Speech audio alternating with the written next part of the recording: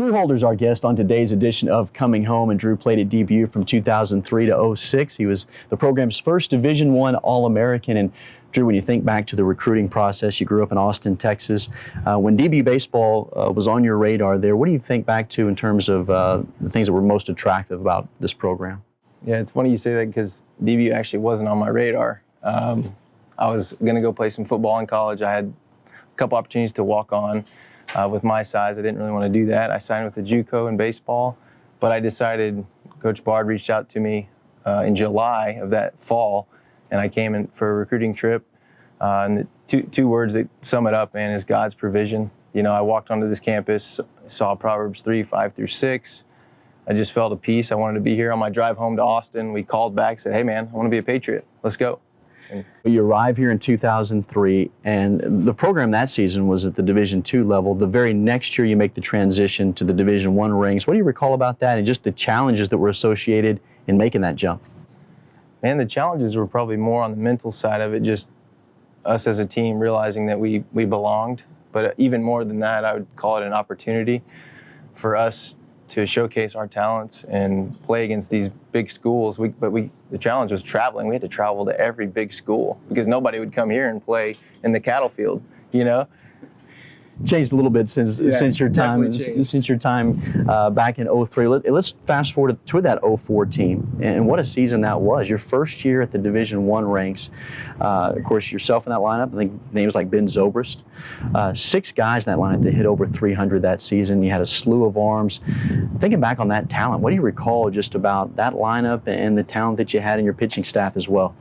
Yeah, I mean, the depth we had at every position, really. Like, we had guys transferring from Oklahoma State, Arizona State, the depth of position players, but also the depth of our pitchers. I mean, we were a deep pitching staff, and I had talented teams throughout my career at DBU, but 2004 was probably by far the most talented team, anchored by Zobrist, obviously, and just a fun atmosphere for me to, as my second year, just to learn from those guys and the older guys. Man, it was a phenomenal year.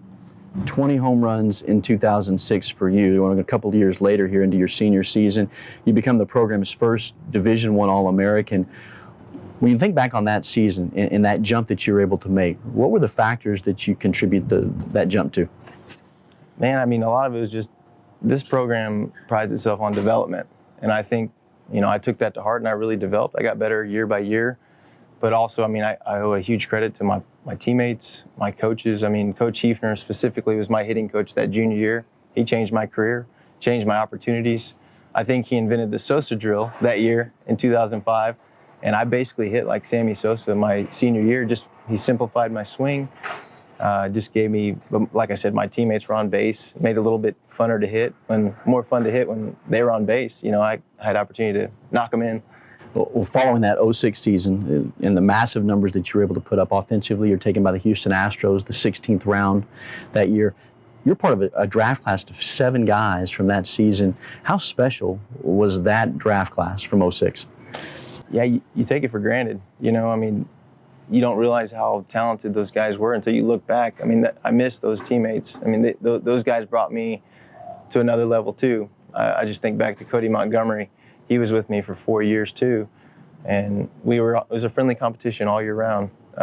He was third baseman. We pretty much had neck and neck numbers all the way to the end, and of course I kind of edged him out a little bit. But on draft day, he was picked 2 picks before me, so he got me on draft day. You know, so stuff like that. But 7 of those guys, yeah, like you said, such a talented group.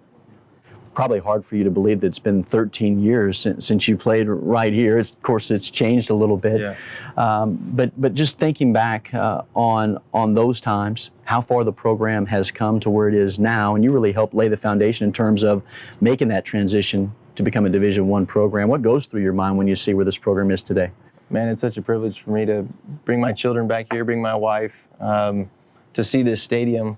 I mean, it's unreal compared to, I mean, it's still a nice place, right? But it's leaps and bounds. It goes to say a lot of people behind the scenes that invested money in this place, and I'm so thankful for them. I mean, a lot of them will go unnamed, but I mean, I didn't even have a locker room really in 2003 when I got here, but in 2006 we got a nice locker room that made us all want to come to practice, and it just kind of is built from there year by year. He's one of the all-time greats in DBU baseball history. He's helped lay the foundation for what you see here today. It's Drew Holder, and he's been our guest on today's Coming Home.